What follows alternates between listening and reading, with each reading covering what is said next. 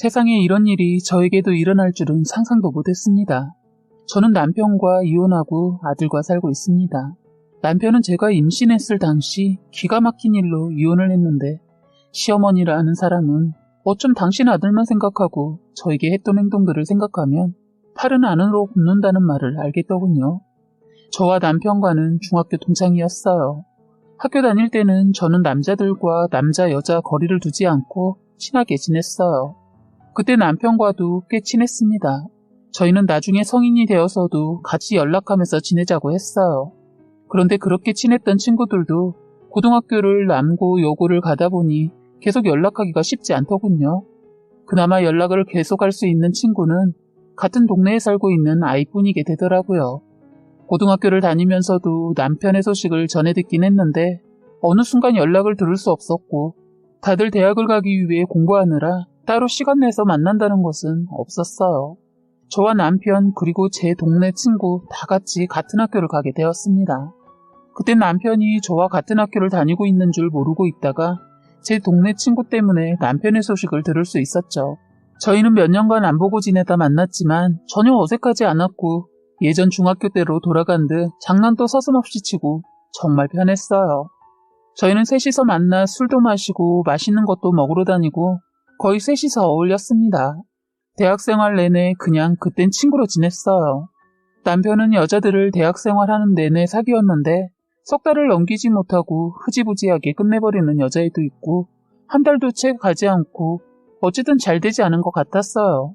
모든 여자들과 길게 못 가고 금방 끝내버리는데 그런데도 놀라운 건 여자가 끊이지 않았던 것 같습니다.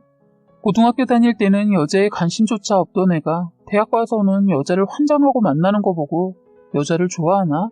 여자 없이는 못 사는 애인가? 해서 제 친구한테 물어보니 고등학교 때에는 한 명만 줄곧 사귀었었는데 그 애랑 헤어지고 나서는 오래가지 못한다고 하더군요. 그런데 오래 못 가는 이유가 거의 다 여자들이 잘못해서 금방 헤어졌다는 거예요. 남편이 정말 잘생긴 편인데 여자들이 남편의 외모에 반해 접근했다가 너무나도 재미없는 성격에 금방 이별을 하게 된 것이라고 하는데 그런가 보다 했습니다. 남편이 심할 정도로 낯가림이 심하고 친해지면 재밌는 애인데 여자애들이 그걸 못 참거나 아니면 남편이 마음을 다 주지 않는 건지는 모르겠어요. 저는 워낙 남자 사귀는 거에 별 관심이 없어서 사귀지 않는 거였는데 이상하게도 저를 바라보는 시선은 완전 철벽녀라는 별명이 붙을 정도였어요. 친구들은 저에게 왜 남자를 사귀지 않냐고 묻지만 제 눈에 들어오는 남자도 없었고 친구들 또한 그냥 말 그대로 친구였고 그때만 해도 남편이 남자로 보이지 않았어요. 남편도 한동안은 오는 여자 안 맞고 가는 여자 잡지 않더니 어느 순간 여자랑 만나는 것을 딱 잘라버리더군요. 그러더니 군대를 가더라고요. 제 동네 친구가 군대 간 그 친구, 그러니까 제 남편한테 면회 가자고 해서 몇 번 따라가고 그 이후로는 군대 복무 기간이 짧아서 굳이 면회 안 가도 곧 사회에서 볼 수 있겠더라고요. 요즘은 더 짧아졌더군요. 나중에는 면회 가지 않고 제대 후 보게 되었네요. 그때도 서로 관심이 없었고 그냥 친구로 지내다가 저 먼저 사회생활을 하다가 남편과 가까워졌어요. 저랑 유난히 붙어 다닌 친구도 여자친구가 없다가 생기니까 연락두절이 되어서 거의 보기 힘들어서 거의 남편과 같이 둘이서 만나게 되면서 서로 가까워진 것 같아요. 그때 둘이서만 보다 보니 이상하게 제가 관심 없이 지나쳤던 것들이 보이기 시작했어요. 저희는 서로에 관한 얘기만 하다 보니 어느새 연인처럼 가까워졌어요. 남편이 절대로 남자로 보이지 않았는데 술집에서 사건이 터지면서 마음에 남편이 훅 하고 들어왔어요. 저희는 간단히 술 한잔 하려고 호프집에 갔는데 한참 후 저희 옆 테이블에 남자 둘이 들어오더니 주변을 살피더니 저희 테이블 옆에 앉더군요. 앉자마자 저 혼자 있는 것을 살피더니 저를 자꾸 쳐다보는 거예요. 그 사람이 자꾸 저를 쳐다보니까 자꾸 의식이 되어서 자리를 친구가 앉아 있었던 곳으로 옮기고 그 사람들을 등지고 앉았어요. 그때 남자친구였던 이놈 남편이란 놈이 화장실 간다고 갔는데 오질 않아서 전화를 했더니 통화 중이라고 하더군요. 한참을 기다리고 있으니까 이 사람들은 제가 혼자 온 줄 알고 저에게 혼자 왔으면 뜬금없이 합석하고 싶은데 할 거냐고 묻는 겁니다. 너무 어이없어서 거절을 했더니 술이 살짝 취한 것 같던 이 사람은 거절당한 것이 못마땅한지 투덜거리면서 자기 자리로 가더군요. 밖에서 저희 테이블을 지켜보고 있던 친구는 서둘러 뛰어 들어오더군요. 이놈은 왜 안 오나 해서 다시 전화를 하려고 했더니 출입문 쪽에서 뛰어오는 걸 보는데 왜 이렇게 반가운지 저는 손을 번쩍 들어 여기라고 말했어요. 누가 보면 되게 반가운 사람 맞이하는 것처럼요. 처음부터 저희가 같이 앉아있는 것을 본 사람들은 저를 이상하게 바라보는 이도 있었을 것이고 이해하기도 했을 거예요. 친구는 옆 테이블 남자를 한번 힐끗 보더니 저에게 오래 기다렸지 하면서 미안하다고 하더군요. 별일 없었냐고 물으면서 저를 챙기더라고요. 마치 제가 이 친구의 연인이라도 되는 것 같았어요. 그런데 옆 테이블의 그 남자는 술이 더 취해서는 더 추태를 보이며 추근대기 시작했어요. 저에게 다가와 제 친구를 두고 혹시 동생이냐고 하면서 제 곁을 어슬렁거리더니 연인 맞냐고 또 확인을 했어요. 어떠한 대답도 해주지 않으니까 자기 혼자 보이는 대로 말을 하더군요. 저는 사회생활을 하고 있어서 옷 입는 것이 정장이다 보니 남편보다 어른스러워 보였고 남편은 학교를 다니고 있어서 옷을 캐주얼하게 입은 것도 있고 워낙 친구 얼굴이 동안이다 보니 이 사람이 친구를 동생으로 보았나 봐요. 이 친구는 당당하게 그 사람들한테 저를 결혼할 사람이라고 말하는데 그 남자 취해서 비틀거리면서 거짓말하면서 제 곁으로 오려고 하자 친구가 그놈 목덜미를 잡아서 밖으로 끌고 나가려고 하자 옆에 같이 왔던 일행이 말리더군요. 원래 이런 놈이 아닌데 여자분이 너무 마음에 들다 보니 셈이 나서 그런다고 용서하라면서 그분이 자기 친구를 데리고 나가더군요. 저는 순간 많이 놀랐고 제 친구도 기분을 삭히면서 저를 챙기더군요. 그러면서 혼자 있게 두어서 미안하다고 하는데 그때는 친구로 보이기보다는 남자로 보였던 것 같아요. 저는 그때부터 친구 모르게 혼자 짝사랑을 한 것 같아요. 작은 호의도 저 혼자 크게 느끼며 완전 혼자서 북치고 장구치고 둘이 만나는 일이 있을 때도 평소에 입지 않는 치마도 입고 했네요. 그런 저를 이쁘다고 말해주면서 그동안 제가 이쁜 줄 몰랐었다고 하기도 하고 그런 말을 들으니까 서슴없이 했던 행동을 이제는 못하겠는 거예요. 그러니까 이 친구도 저에게 관심이 생겨서 제가 여자로 보였는지 저에게 조심스럽게 고백을 하더군요. 자기가 지금은 학생이지만 사귀어줄 수 있겠냐고 하면서 저에게 고백을 하는 거예요.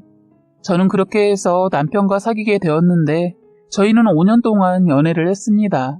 워낙 어릴 적부터 봐왔고 친구로 지낸 지 오래되어서 5년을 사귀면서도 저희가 그렇게 오랫동안 연애를 하는지 몰랐어요.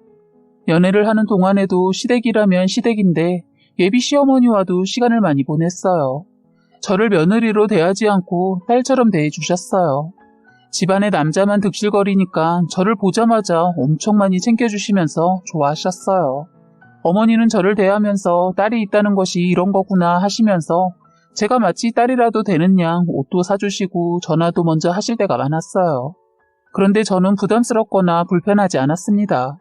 저희 집에는 시댁과 반대로 딸 부잣집이거든요. 제가 둘째라 집에서 존재감이 없었다고 해야 할까요? 그러다 보니 예비 시어머니의 관심과 사랑은 처음으로 받아본 사랑과도 같은 거라 저는 원없이 그 순간을 즐겼습니다. 어쩔 때는 예비 남편 없이도 둘이서 만나 쇼핑하고 밥 먹고 하기도 했으니까요.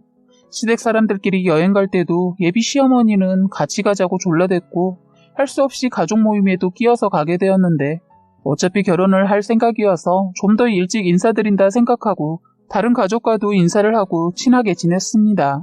그리고 명절에도 당연히 저는 며느리가 된 것처럼 저희 집에서 어느 정도 장만 끝나면 저는 그 집에서 있었네요. 그런데 그땐 재미있었어요. 다들 잘해주고 정말 가족이 된 것처럼 지냈거든요. 그런데 지금 서로 남이 돼버린 지금에서야 생각해보면 왜 그렇게까지 했는지 지금 생각하면 털털한 제 성격도 있었지만 제가 한 남자를 처음으로 사랑하게 되다 보니 올인을 해버린 것 같아요. 어떻게 보면 이런 제 행동이 쉬워 보이는지는 모르겠지만 저는 나름 가족과 친해지고 싶었어요. 그런데 같이 붙어 있다 보면 예비 남편의 흉도 보게 되고 우연히 과거도 알게 되잖아요. 예비 시어머니는 자기 아들이 여자의 여자도 모르는 아주 순진한 아들로 아시고 계시는 겁니다. 한 번도 여자를 사귀었다는 소리를 듣지 못했고 집에 여자를 데려온 적도 없었다고 했어요. 묻지도 않은 말을 하실 때 왜 저러나 했는데 알고 보니 미리 선수쳐서 제가 질문을 아예 못하게 만들었던 것 같더군요. 저는 예비 남편의 모든 연애사를 알고 있는데도 굳이 그렇게 알고 계신 예비 시어머니께 말씀드리기 그래서 그냥 넘겼어요. 그땐 현재가 중요하다고 생각했으니까요. 어찌 보면 그때 말하지 않아서 나중에 제가 더 엄청난 사실도 알게 된 것은 아닌가 싶네요. 여하튼 어머니의 이런 것이 진실이 아니다는 것을 사건이 터지고 나서 그 말이 다 거짓이었고 원래가 아들의 여자가 생기면 무조건 잘해주는 그런 사람이라는 것을 알게 되었네요. 만약 연애하면서 이 사람이나 시댁 가족들이 저에게 안 좋은 모습을 보였거나 마음에 안 드는 행동을 했다면 저는 결혼을 다시 생각했을 뿐만 아니라 연애도 그리 오래 하지 않았을 겁니다. 남편이 자리 잡고서 저희 부모님께 떳떳하게 결혼 승낙 받고 싶다 하여 오랜 시간 동안 기다렸고 저 또한 그 사이 승승장구했답니다. 결혼이 아니어도 저 혼자 충분히 살 수 있는 한마디로 능력 있는 여자였어요. 시어머니도 그런 저를 대단한 며느리로 대해주셨고요. 저희는 연애하는 동안 아무 탈 없이 긴 연애를 끝내고 저희는 결혼을 했습니다. 저희는 결혼하기 전 2세 얘기도 많이 하게 되었는데 이 사람 아이를 엄청은 아니어도 좋아하는 편이라고 하더군요. 저도 아이를 엄청은 아니어도 한 명 정도는 낳고 싶었어요. 그리고 무엇보다 시어머니 결혼하자마자 아기 얘기를 하는 거예요. 예쁜 손녀 하나 낳아달라고 애만 낳으면 자기가 다 키워주겠다고 하시더군요. 딸을 낳고 싶었는데 못 낳아서 손녀라도 자기가 키워보고 싶다는 거예요. 그러시면서 저보고는 애 낳으면 알아서 키워줄 테니 일만 하라고 신경 안 쓰게 잘 키워주겠다고 호언장담하셨어요. 그렇다고 어머니 때문에 바로 애를 가지려고 한 것은 아니고 저희도 나이가 있고 이제는 애가 있어도 되겠다 싶었어요. 연애 오래 하다 보니 결혼을 한 거나 마찬가지였어서 결혼식을 따로 했어도 실감이 안 났어요. 그렇게 해서 애를 갖기 위해 노력하려고 했는데 막상 가지려고 하니 한 방에 생겼어요. 저는 행여나 막상 가지려고 했는데 안 생기면 어쩌나 라는 그런 생각이 들었던 것 같아요. 그런데 다행히도 고민 걱정 없이 애는 바로 가졌습니다.